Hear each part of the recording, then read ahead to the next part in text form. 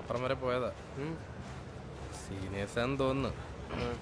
അമ്മാരുടെ അടുത്ത് പേര് ചോദിച്ചു. ഞാൻ പറഞ്ഞു നീ ഇവിടെ ഇല്ലേന്ന്.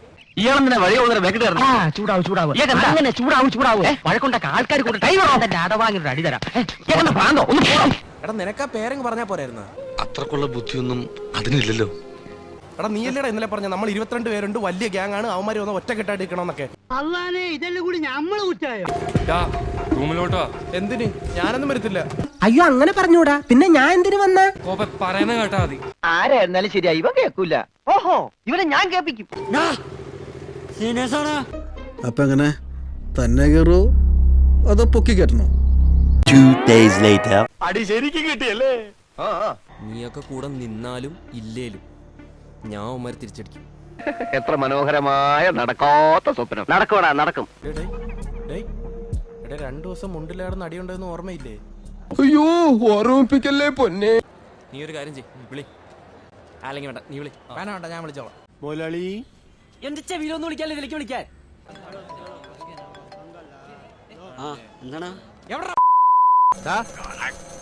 സെൽഫോൺ എടുത്ത് ആദ്യം ഡയൽ ചെയ്തിട്ട് ഹലോ എന്ന് പറയണം. എന്നിട്ട് സ്വന്തം പേര് പറയണം. എന്നിട്ടപ്പുറത്തുള്ള ആള് നമ്മൾ വിളിച്ച ആള് തന്നെയാണോ എന്ന് സ്ഥിരീകരിക്കണം. എന്നിട്ട് വേണം ഡയലോഗ് തുടങ്ങാൻ. നിന്നെ തരടാ കുട്ടി പട്ടി.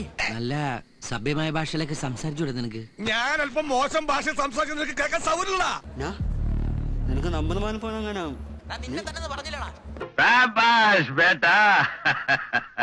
ഇത്രയും ധൈര്യം ഞാൻ എന്റെ ചാൽ ശോഭരാജ് മാത്രമേ കണ്ടിട്ടുള്ളൂ.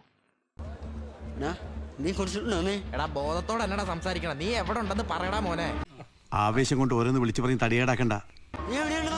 ഞങ്ങളിതാ കോളേജിന്റെ വിളിയുണ്ട്, നീ ഇങ്ങോട്ടോ. വിനാശകാലയെ വിപരീത ബുദ്ധി. അവൻ അവന്റെ കുഴി തോണ്ടിക്കഴിഞ്ഞു.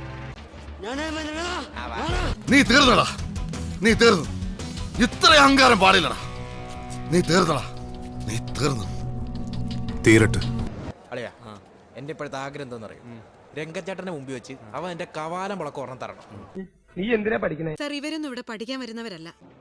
വെറുതെ കുറെ സീറ്റ് കളയാനായിട്ട്. ഈ നിൽക്കുന്ന 2 പേരാണ് ഗ്യാങ് ലീഡേഴ്സ്.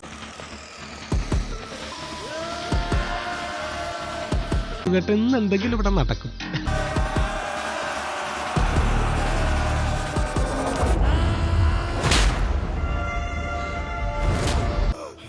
ഇത് നീ ചോദിച്ചു വാങ്ങിച്ചതാ, ഇനി ചോദിക്കരുത്. എനിക്ക് വയ്യ.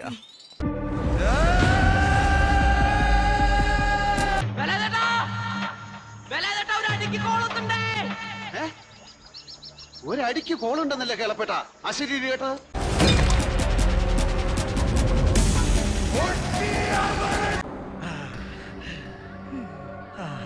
ഇപ്പൊ കിട്ടൂടാ, ഇപ്പൊ കിട്ടും.